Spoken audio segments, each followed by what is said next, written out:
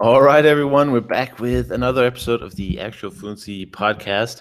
This is season 3, and today I'm looking forward to be joined very shortly by Idahose Ness, who's the founder of the Mimic Method. So we're going to talk to him in just a moment. And one little comment about the third season so far is with video, I really notice how terrible my hair is. I don't know if that's vanity or whatever it is, but no matter what. So, see. Oh, hey. How's it going, man? Hey. Good. You ready? I am ready. You born ready, natural. Born ready, I'll die ready. The light is a little bit weird. It looks like I have like the heaven next to me or something. And perhaps you just gonna dim it a little bit with my. No, but I'm very. My light. All right. Yeah, you're fine. Yeah. All right, cool. Now it looks like I'm in a cave, but production quality, right? All right. Well, today we're talking with Idahose Ness, who's the founder of the Mimic Method. And Idahose, why don't you start by giving yourself a little introduction to how you got into language learning and what made you start your own company in language learning as well? Cool. Just first to set the record straight, it's spelled Idahose, but it's pronounced Idahose. Oh. And yeah, no problem. It's a story of my life. But yeah. So how did I get started in language learning? Well, the first language I learned was Spanish. I went to Mexico when I was 16 for did some kind of university program with my dad's a university professor, so I got to go for free. And and while I was there, I had high school Spanish, but was just as not serious about it as anybody else. And then I got there, got really into Mexican culture. I really that was my first time traveling on my own, really. And then I learned Spanish kind of quicker than people around me. And then that was the first time I kind of learned the language and got really into it. I went back to Mexico when I was 17. I spoke Spanish by the time I graduated high school.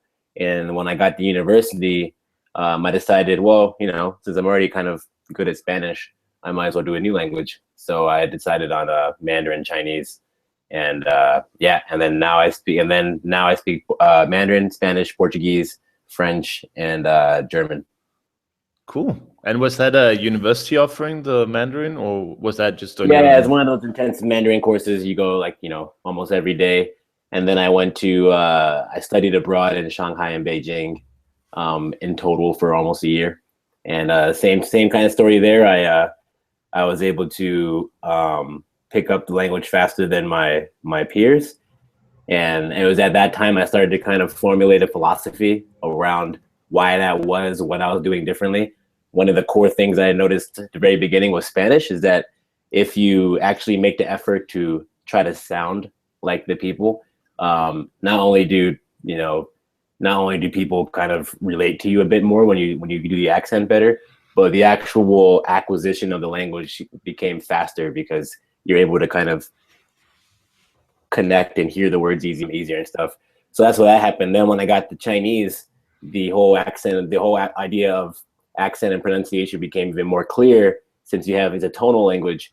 And I invested a lot of energy and time at the very beginning getting the tones correct, whereas my classmates either didn't care that much or didn't quite get it at first. And then that once again carried over, and I was able to learn Mandarin much faster as a result. And then and then soon after that, after I graduated, I went to Brazil and then learned Portuguese on my own, just kind of in the streets, and applied my own kind of philosophy again. And that it was in Brazil that I came up with my own concrete philosophy about how one should go about learning a language. Cool. And we'll get into the whole pronunciation question in a minute, because I know that's Sure. a controversial topic, or maybe not controversial, that's probably taking it too far, but people at least have very split opinions on it. Learn to say it right or die. Yeah. But first, I just wanted to talk about I would say the famous video on the internet called Skype Me Maybe, which is where I first saw you. Can you describe, the process of being part of that, and has that done anything for you in terms of people getting to know you or reaching out? Yeah, sure. I mean, one thing it does is I still get a steady traffic of Skype requests. But Yeah, it was pretty straightforward. Benny, you know, it's organized by Benny Lewis from Fluent in 3 Months, and he's got his stuff together pretty good. So he had like a whole process. He emailed me and it was like, you know, if you choose a language, these are the ones available. And I was like, I'll do this and this. Come back with a lyric. I have a musical background, so it wasn't really hard for me to just come up. I was actually in Brazil again at the time, and I was actually at my office at like late at night. I was like, all right, fine, and then just recorded it really quick, sent it in. A couple weeks later, we had this epic video. I was like, man, that was really well done. Yeah. So, yeah, and as far as my input into it, it wasn't that much. But Benny and whoever his team was did all the work. Right. Yeah, it's a great video, and it's I love it. I mean, I'm still listening to it like after 50 times or something. Yeah. So good. I mean, maybe one criticism is there's a little bit too much Benny at some points, but I guess he couldn't find enough people who were Right, actually. he did all the work, so he deserves all the. Oh yeah, extra for time. sure. I mean, huge credit to him for uniting that many people in one video. So that's Sure. good fun, and I guess in a way it's sort of it's a good advertisement for multilingualism in general. So Yeah. that's pretty cool. So getting into the learning process. Well, let's just jump into pronunciation, because that's obviously your main focus, and something that I personally didn't think was that important until very recently. Because when you start learning a language, my first logical instinct was, well, why do I need a better than good enough pronunciation? And maybe you'd like to answer that question, because in my mind I would be like, okay, as long as I could be understood, then that would be okay. But I mean, recently I changed my mind. But maybe you want to answer that question first. Why is it important to really focus on the pronunciation, and why not just stop at good enough? You sound like a foreigner, but it's okay. Sure. I mean, there's a couple of things there. First is really basic. Understanding what pronunciation is. Pronunciation is so if you say one thing and the native speaker says the same word but differently, what's going on is you're making different sounds, right? So pronunciation is about what sounds do you make. And if you take a step backwards and think, what we're doing right now? What is language communication? We're just making a bunch of sounds with our mouths, smacking our lips and tongues together, and then hearing them with our ears, right? It's so true, yeah. At the physical core, what we're doing is pronunciation. And if the word was apple, but I pronounced it apple, then you might not understand me, right? And like maybe if you're used to a whole culture of people saying apple, you can adjust your ear, and now you have a wider interpretation of that word or that concept. But in general, the core of it is I'm making sounds, you're making sounds. If we don't agree on what those sounds are, then the whole goal of what we're doing of language learning is lost. So that's where I start, where it's pronunciation is not so much about perfecting your accent, though that's kind of the ideal. It's about getting the core sounds. And the reason why I found that affects the way that someone learns, or the speed or the degree to which someone learns a language, is because if you've had the problem of knowing how to read a bunch of words, but when you hear someone speaking very fast and you can't understand them or recognize those words, that's fundamentally a problem of pronunciation, because once again, he's hearing those words differently than you are. Secondly, if you're kind of doing all these kind of grammar calculations in your head, and you're kind of doing this kind of Frankenstein approach to learning it, instead of having it naturally flow out of you the way it does in your first language, once again, it's because the core foundation of the sound might not be in order. So that's what we start for. That's what I strive for. It's not so much, though I like to strive for being able to be like indiscernible in my accent. That's really hard to achieve. But if you get to, when you say, well, is that good enough? There certainly is a good enough where you can lock into every sound, get it like 90% of the way there. And you can actually achieve that very quickly if you do the right approach. And I think the reason why most people don't take pronunciation seriously at first is because it seems too kind of convoluted of a subject and too difficult to get into. So that was my goal when I started my company, was how do I make this more accessible to people? But then, yeah, once you're at that good enough, and you hear someone with a slight accent in language, but they can really connect with it, then that's fine. I'm not like an accent Nazi, and I'm like, you don't sound exactly like an American. Because at the end of the day, even me as an American, I'm one of 1,000 different accents of English, right? So who's to say that mine is better than anyone else's, or why yours should be the same? But you have a different pronunciation than me, but I understand you 100%. You can, if I said a new word, you'd be able to pick it up very easily because you can lock in and you don't have to see it written down. But yeah, and like you have your own shade of accent, and that's good. I don't need you to sound just like me, Right, and it's an interesting point because I mean, if you go to something like the north of England, then people have accents there that are. I mean, if an American went there and had never been exposed to that accent before, it might actually be impossible to understand what the person was saying. The Scouse accent, or the Northern England is really hard. I mean, even for me, who's been pretty exposed to that accent over the years, sometimes I'm like, what did he just say? So that's a funny or probably important fact to consider when you're learning an accent of a foreign language, where that's probably also the case. If you go to Italy, there are tons of different accents all around the country.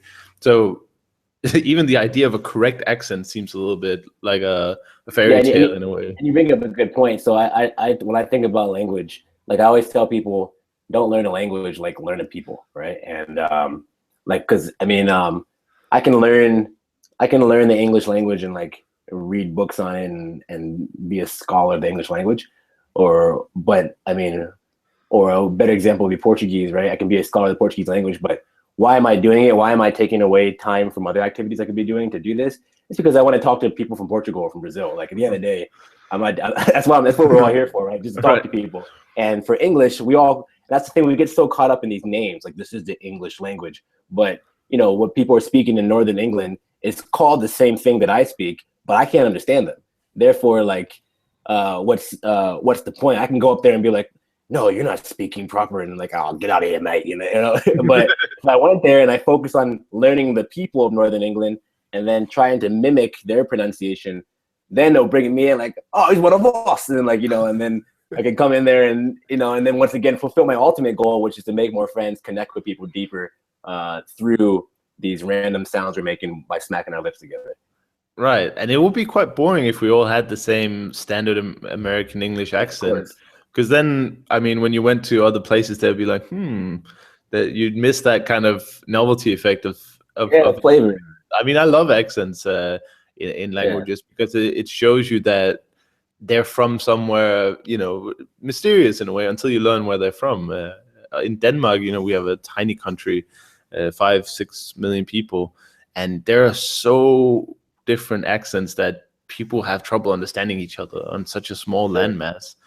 So that's really amazing when you meet people like that. You're like, wow, it's like you truly are from a different part of even this small country. And then if you meet someone out in the world speaking with a, let's say, different English accent, you're like, oh, that's interesting. That's really cool. Where are you from? And that would be lost if we all spoke the same accent. So that would be kind of boring. For sure. I mean, that hits close to home for me because I grew up in the U.S. and would be considered having a standard kind of a general American accent, as they call it. But my mom is from Nigeria, which is ex-British colony. So everyone there everyone educated there speaks English, but they have a like a Nigerian accent, and they even have another way of speaking called Pidgin English. And I thought like this. I don't go talk to you about these things, and then that kind of thing. And like, so growing up, my mom and my uncles and my friends' parents, and I grew up around that, and I actually like love hearing that English. Like whenever I hear it, it's like this makes me happy. And so I always get kind of defensive whenever someone's like, oh, that's not proper English, or when anyone kind of gets really, bougie about accents and stuff. It's like, man, at the end of the day, you're telling me that we need to get rid of this. That's like the funnest thing of my life. At the end of the day, it's all about fun. So stop being so rigid and uptight. It's about having fun. And that's what pronunciation is for me, is like, if I'm in a room full of Nigerians and they're having this conversation, I want to connect with them. I want to join in, and that means I got to sound like them, So it's the same experience when I'm in Brazil or in Germany or whatever. You just got to sound like people, and you can connect with them more.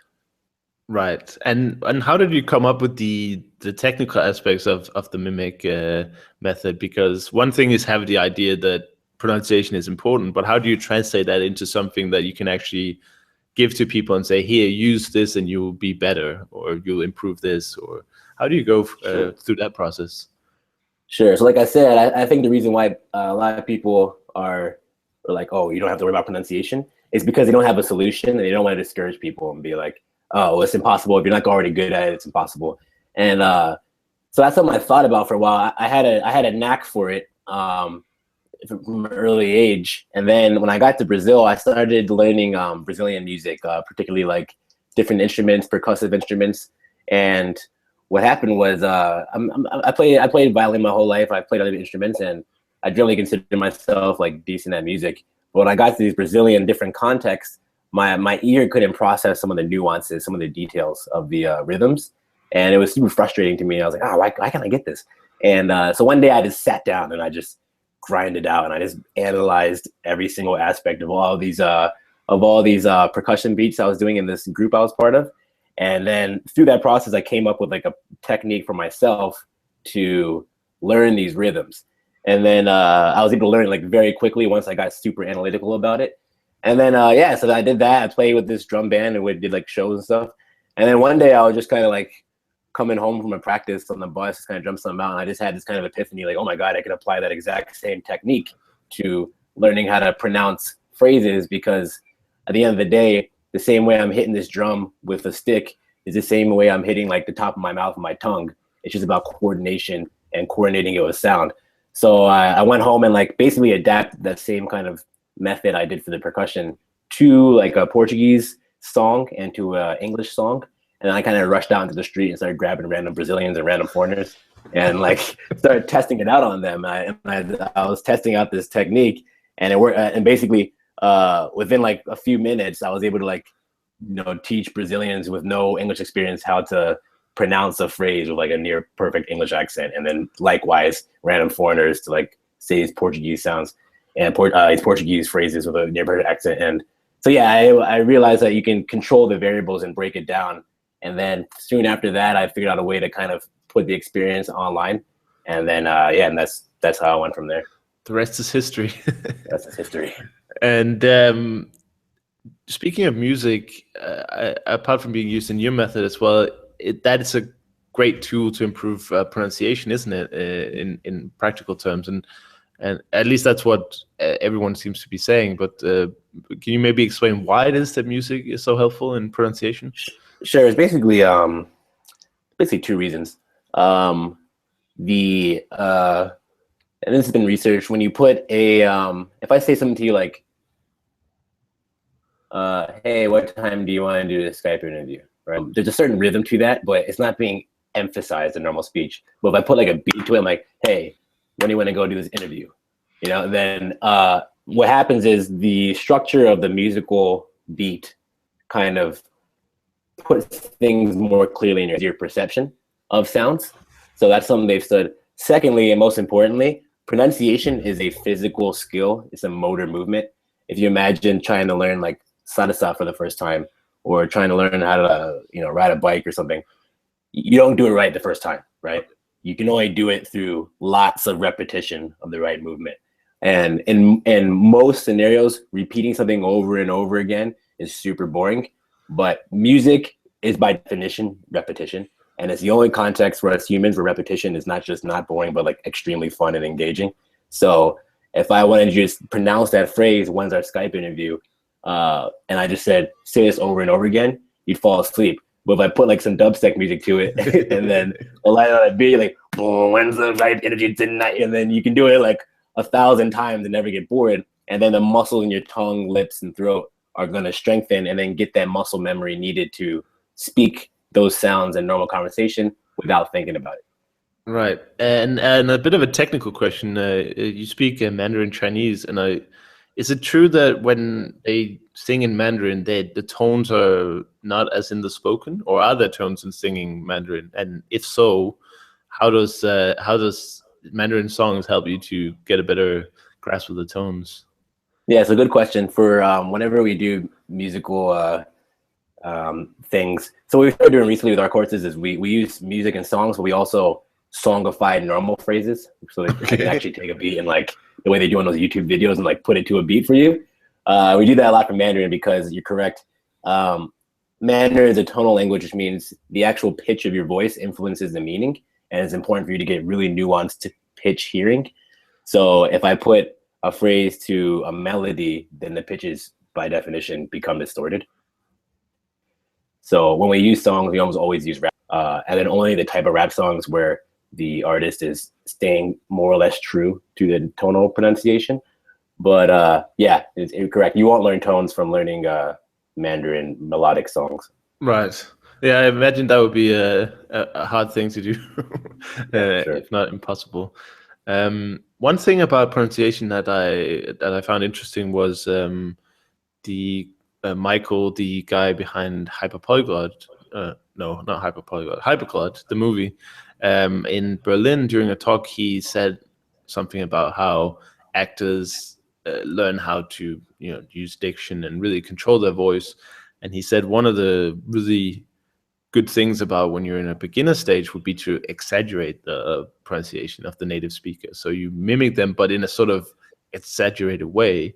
And as you start to get better at it, you of course tone it down, but you can't really underperform it and then tone it up. I don't know what you think about something like exaggeration. If that's for sure, that's core to a lot of our techniques. So I always tell people you want to start off exaggerated and always. And once again, you just always. I think people need to stop thinking about language as like this separate category of things. Like I said, you're just smacking your jaw and lips together. It's a physical movement. And once again, if anyone who's ever learned like a new physical skill in adulthood, a dance, a martial art, you notice that when you first learn it, you exaggerate all the parts of the movement, and then after a while, you start to tone it down, as you said, where you figure out what the core kind of movements are and how to do it with the minimal amount of energy. So if I'm speaking like English, and I'm trying to learn an sound, I'd be like car, and then I do that enough times so my muscles and my tongue get comfortable. Eventually I can say car, and then I can do just the minimal amount needed for the person to hear the R sound and then move on. So, but yeah, you can't do the opposite way. You can't do bad and then tone it up. It has to be over, hyper clock it, as they call it, and then kind of gracefully fall back down.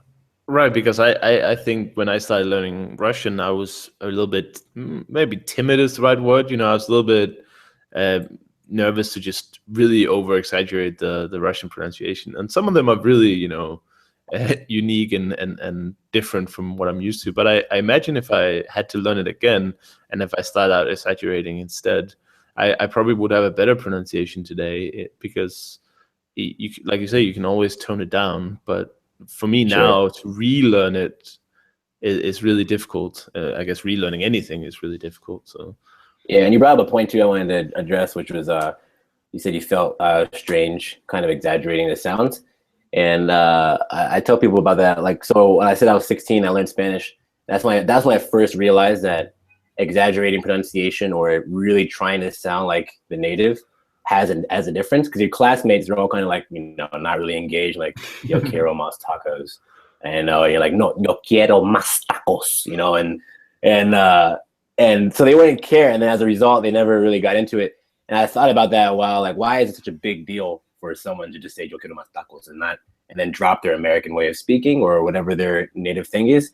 And I realized, if you think about it, after your appearance, the way you sound is the number one way people judge instantly who you are, and be like, oh, he sounds like he's uneducated, or he sounds like he's manly or not manly, all that kind of stuff. So we have a certain identity we associate to the way we sound, and then we build that up our whole lives, and then we're adults, and then we want to learn a new language, and then all of a sudden we have to sound like a Chinese person. Like we have to just all of a sudden imagine ourselves as a Chinese person. And a lot of people are like really resistant to do that. So instead of being like, "你好," they'll be like, 你好, whoa, 是美国人. And the thing is, you have two things. You have to realize that like you might feel like you sound stupid to your classmates, but to the 1 billion Chinese people, if you sound that way, you just sound normal. And whatever your normal is different from other people's normal. Like I was teaching someone the other day in Portuguese, they have a sound and they say there's the museum of modern of Archimov there, and that would be and to an American that sounds like like someone with mental issues. So they're like but like to them, it's just a normal sound. And Yeah. people giggle when you do it, but it's like, man, to them, it's just like, why are you laughing? This is the name of our museum. So everyone has their own thing. You just got to get, people laugh at English sounds all the time, like the TH and the R. They think it's stupid, but you know, it's normal to us. Yeah, exactly. And that's why I love, I mean, this is just a subset of learning a language, but it's such a wonderful one. And Yeah. one thing I wanted to get a little back to is one of the first things you said was that improving your pronunciation, or I guess focusing on it and not just like not caring, like you say most people do, focusing on it brings a lot of benefits. And one of them you said was that you actually start to understand more as well, which I think was an interesting point, because I think a lot of people assume pronunciation to be based purely on your output and it doesn't really change your input. But can you talk a little bit about how you developing your own pronunciation helps you to identify others as well? Sure. I mean, so it's two sides of the same sword of sound, which is pronunciation and perception. So once again, you might know a word on paper, but you're not able to recognize it in a fast conversation because there's a skill of being able to recognize it in all the different nuances of, you know, for example, in English, we drop a lot of sounds and words. So to you, you might think of the words I got to do this, but then someone's in the street and they're like, hey, I got to do this, you know, and it's completely different pronunciation. So that's one aspect where like, how do you lock in on that? Secondly, speech is really fast. Like human speech is super fast. And the only way we can understand each other is if our brains are able to process it super fast. And when you go to a new language, they have a whole different patterns of sounds. So the process of sitting down and like, you know, slowing, that's what we do. We slow things down for you. And then you listen to each one, try to fix your mouth around it. The process of really engaging it in the pronunciation at the same time trains your ear. So when you speed it back up again, you can hear it without thinking. So that's basically the relationship between the two. You know, you pronounce things based on how you hear them. And like back to Chinese tones, for example, they actually done studies. A person who has no Chinese background will actually not hear the sounds. They can kind of measure what you're hearing, your auditory cortex. They can measure that, and they can see that if you're like an American with no Chinese background, you will not hear the tones. And if you can't hear the tones, how can you actually pronounce the tones? You know. So, but if you train it, just like anything else, you can train your ear and then be, you know, just as good as a Chinese person at perceiving it. But then the way you train that is with your mouth, right? So the ear and the mouth there's a direct connection. Right. Yeah, it's super fascinating. One of the things that I also saw was, or I see this actually coming up once in a while, is there are some people who advocate a listening period when you start learning a new language, where you just basically get as much input as possible on the sounds. And I guess my question in regards to that is, what is the role of listening when you're improving your pronunciation? Do you need to immediately stop replicating or mimicking, or do you think that listening and really sitting, doing some active listening, trying to make out the sounds before you start actually trying to reproduce them will be beneficial? Yeah, I mean, I think I never tried that. I've heard of it, and I can see the logic of it being that when you once again when you start off, you don't hear the sounds properly, and which therefore when you try to pronounce them, there's an aspect of you kind of getting in your own way. But at the same time, I personally don't really advocate it or do it myself because I know you can eventually autocorrect, and most importantly, I don't like to encourage any kind of behavior that's like waiting, because people wait for stuff too much when it comes to these kind of things. And yeah, I mean, like if you just dive into it, definitely you need to hear, like you definitely need to hear more than you speak especially at the very beginning, because that you know you have to hear first before you know how to actually pronounce it. But if you so when you first start off, if you start pronouncing right at the beginning, which is what I always encourage people to speak from day one and just get in there and start talking. Don't care about, at the same time I say care about pronunciation, don't care about it while you're actually talking. Like it's something you practice on when you go home, but in the field, just have fun and focus on communication and conversation. So yeah, if you do that though, and you keep your ear open and you do enough training, things start to autocorrect. The whole idea of the mimic method is that you listen to how the other person says it, and then you open your ear up to it, and you can see the difference between how you would have said it and how he said it, and then gradually adjust it until you sound like that. Right. And is that an active process that you have to do to replace? Because I've seen a lot of people, or at least heard a lot of people who have lived in this is just an example from Denmark, for instance, but I know it exists everywhere, where people, they come to a country and they live there for ages, they hear the language for 30 years, and they still have that accent they came with, pretty much. Does that mean that as a language learner, we should have an active attitude towards changing our pronunciation, or is there something else going on there?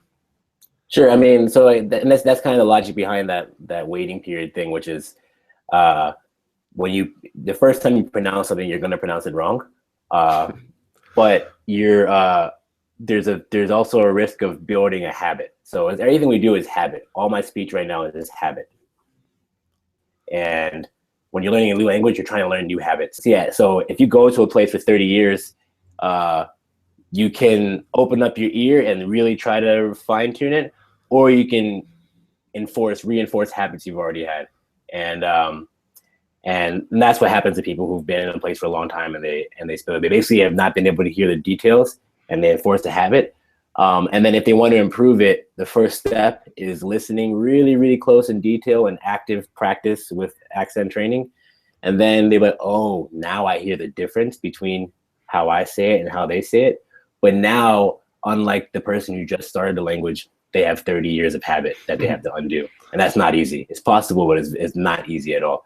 And I have older students, and we hear them. We put them in the drill training, and then they'll get it. They get it, and okay, now I get it, and they pronounce it right. But then, like 2 lessons later, they fall back on that same habit. So it's really difficult. Like people don't realize how much habit is involved in speaking. I said the word "we're just" a billion times in my life, and I said it the exact same way because it's a habit, Right. And that I guess that comes as a warning to new language learners is, do it right from the start. Don't ignore it like the bad students in the language class. Don't take it. Don't sit around and wait for pronunciation skills to magically appear. Yeah. I mean, like I said, there's different varying degrees. I've seen almost over 1,000 people at this point hearing their accents, and there's definitely some people just have a more open ear at the outset, and they can self-correct easier. And there's some people who don't get it as quickly, but they will with enough training. And those people particularly need to be careful with building up habits, because man, there's nothing more frustrating than trying to undo a habit. So if you got a fresh palate and you're coming to a new language, it doesn't take that much. Just take a few weeks to just really listen to the sounds before you jump into everything else. I mean, once again, you can go out there and speak and stuff, but like, I don't know, I personally don't advocate a lot of like hardcore, all that kind of memorization of things. I actually don't advocate premature literacy. Literacy is one of the number one things that gets in the way of people's pronunciation, because now you bring in a new habit, and that's a habit of seeing shapes and associating your native language sounds to it, and then having to do new sounds. That's a huge issue that, half the pronunciation mistakes I hear are just because people are seeing the word in their head and nothing else. Right. So that's another thing. So, but yeah, if you just really get into the sounds and be patient with letting your ear adjust, then you'll save yourself a lot of frustration down the line. Right. Yeah, and you totally see that from people, probably not unlike yourself, where they really focus on the pronunciation early, and then they sound almost native, and they do get mistaken for native speakers, which must be one of the biggest compliments you can get as a language learner. Yeah, it's a great feeling. It's definitely something to strive for. Like, and even if you're not mistaken, people react to you differently when you sound like them. Like, and they study this as well. Like, the same way we relate, people look at somebody that look like them, like, oh yeah, you're kind of like me. It's a similar thing. I can show up to China. I don't like Chinese people at all, but at the time I spoke really good Chinese, and like my accent was good enough to fool people on the phone, at least not in person. But and like people you can see it. They react to you differently than they react to the next foreigner who's kind of separated by that sound divide. And they can even though you look different, completely different culture, like, oh, you get me. I can tell because you're saying my jokes and you're saying them with the same twang that I have, Yeah. I think it does mean a lot, because you connect on a much deeper level it's not just speaking the language; it's also speaking the subtleties and the emotion, I guess, in a way. It's an emotion. You understand the deeper level. And I hope that more people would take it more seriously, because, like I said, when I started about 2 years ago, I just didn't prioritize pronunciation at all, and that made it really hard for Russian, because it's a very Yeah, for sure. it's very important for in pronunciation. And my tutor tried, bless her, but it's hard to unlearn those habits. And now when I starting to learn Hungarian, the first thing I did was go to that first chapter in the books. That's always like the sounds of the language, and I just Sure. listened to them a few times. And it's not perfect. I still have to. I've work to do, but at least I've come a long way from not giving a damn about pronunciation and coming back to Yeah, it here. well, I'm always shocked. We're making a bunch of kind of free kind of courses right now called the Core Sound Series, and it's basically just a resource where you can see these are every single possible sound you would make in Hungarian, and then we go over each one and how it's made with the mouth, and then the idea is that even if you don't get it right away, it's really useful to know which ones do you already know and which ones do you don't. I'm always shocked at how much people they don't actually know what the sounds are. Like, they've been studying for 10 years, they don't know what the actual sounds are because no one talks about phonetics, no one talks about it. And it's like these are the building blocks. The example I think of is like a keyboard. Like, there's about 43 sounds in English, right? Depending on what accent. And like, if there's a keyboard with 43 keys, and you go there and like you've been missing 5 keys in your keyboard for like 5 years, and like, man, just stop, take it to the store, find out what those 5 keys are, put them in, and then start typing, So that's what even if you don't get it right away, just knowing what sounds are going to trip you up and where they appear makes you a lot more focused, and the actual pronunciation problem gets reduced down to like 10% of the size you thought it was. Right. And people can obviously find that or those on mimicmethod.com, right? Yeah, mimicmethod.com is our site. Cool. And a little quick fire round maybe of before we have just a few minutes left here. Sure. I was thinking, what kind of materials do you like to sort of supplement something like Mimic Method for pronunciation? What kind of language learning materials do you like in general? Just in short answers. Sure. So in general, as I mentioned before, I'm strongly advocate against what I call premature literacy training. Like, it's better to become like a basic conversational level and command of the sounds before you start introducing this new medium of text. And but most language programs out there are text-based, and that's a big issue why people get messed up so much. So any language program that's pure audio-based, I always recommend. I recently been learning German, and I started off doing Pimsleur, which is just audio. And what I did, which I also recommend to people, is if you're sitting down, you're doing Pimsleur, it might not be as interesting. The context are not like the most enrapturing. Right. But if you're, what I was doing was I would just take walks, and I've also read that like walking and stuff like that actually activates certain things in your brain for you to memorize things better, which I definitely felt that. But it just makes it more interesting. And like, I would just put in the headphones, take walks. I like taking walks anyways. And then you're just listening to people talking and you're repeating afterwards. Because I think people use script as a crutch. A lot of people are really uncomfortable with Pimsleur at the beginning because they're like, I can't really hear what they're saying. But if it literally just takes a few days to get over the hump, and you'll thank yourself later. And then I haven't really tried Michelle Thomas, but he's also a similar audio-based thing. So any kind of thing where you do with headphones and you don't do any kind of visual stimuli except the ocean or the forest or the people on the street as you walk. That's what I like to do. Well, it's funny you say that, because apart from Michelle Thomas and Pimsleur, I'm actually not aware of any other kind of, let's say, comprehensive courses out there that only have audio, or at least have an audio that you can follow without the text. Because something like Teach Yourself or Colloquial, you can listen to the audio alone, but it's like they don't actually give the translations. They just give you the dialogue which is, I mean, that's kind of helpful. You have to, you have to be really, I guess you have to be a detective almost to work out what the words mean. But of course, in terms of pronunciation, it's a good practice. But I mean, try going through a colloquial or teach yourself listening only to the foreign dialogue of a language you're just starting to learn. Yeah, exactly. That's too much. I mean, that's Yeah, not those going are to two happen. I don't do it either. And in the future, I like to make my own courses of that, but it's such a huge endeavor. But yeah, it's a shame. There should be more like it. It's just my theory is that when you're in the business of language learning, you have to balance between what people need and like what people are gonna want and use and pay money for. Right. And if you give people cool images and like letters they can latch onto, then they're gonna be like, oh yes. But people will give up too easy on the other ones. But right. Just like anything else, it's hard. If you don't challenge yourself, you won't learn it. So don't use crutches. That's funny, and I hadn't another aha moment because I was just thinking if I was using my colloquial and I was listening to the audio, that's good, but I would be looking in the book for the word, which would mean that I would link the sound to the word, and then when I need to recall it, I would not think about the sound first. I would think about the word first. And Yeah, that would we're probably very be a terrible pronunciation.